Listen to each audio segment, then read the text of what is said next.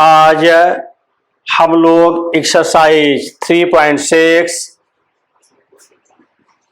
रैखिक समीकरण युग्म से क्वेश्चन पहले का 5वां पार्ट। क्वेश्चन है कि जो भी समीकरण दिए गए हैं उन्हें रैखिक समीकरण के रूप में बदलना है, फिर हल करना है। सवाल दिया गया है 7x माइनस 2y बटे xy बराबर 5 तथा 8x धन 7y बटे xy बराबर 15। इसे हम xy को अलग अलग डिवाइड कर सकते हैं। इसे लिखेंगे 7xy माइनस 2y बटे xy इज इक्वल टू 5 तथा 8x बटे xy प्लस 7y बटे xy बराबर 15। पूरे के बटे जो xy है इसका मतलब वह दोनों पदों के नीचे है, अलग अलग उसको डिवाइड कर दिए।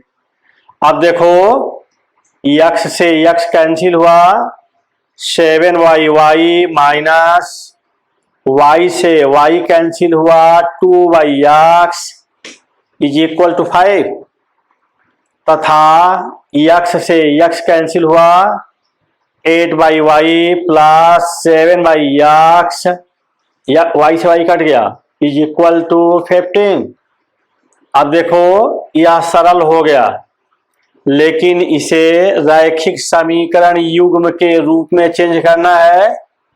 तो 7y का मतलब हुआ 7 इंटू 1y माइनस 2x का मतलब हुआ 2 into 1x is equal to 5 तथा 8y का मतलब हुआ 8 इंटू 1y प्लस 7x का मतलब हुआ 7 into 1x is equal to 15।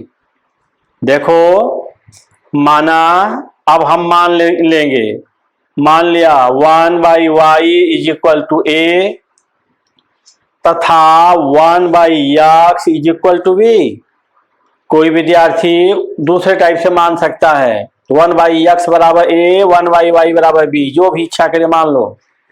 1y बराबर a तो यह हो गया 7a minus 1x is equal to b, यह हो गया minus 2b is equal to 5, equation number 1। तथा ऐसे ही 1y के जगह पर a 8a plus 7b is equal to 15, equation number 2। दोनों समीकरण को नोट करो, 7a minus 2b is equal to 5, equation number 1। 8a plus 7b is equal to 15, equation number 2। अब इन्हें हम विलोपन विधि से सरल करना चाहते हैं, अर्थात कोई एक पद के गुणांक बराबर करना चाहेंगे। अगर हम b वाले पद को विलुप्त करना चाहें, कैंसिल करना चाहें, तो जरूरी है कि इनके b के जो गुणांक हैं वे बराबर होने चाहिए। इसके लिए हम इक्वेशन नंबर 1 में 7 से और इक्वेशन नंबर 2 में 2 से गुणा कर दे रहे हैं। जब 7 से गुणा करेंगे तो 7 सते 49 माइनस 7 दूनी 7 टू जा 14b इज इक्वल टू 35।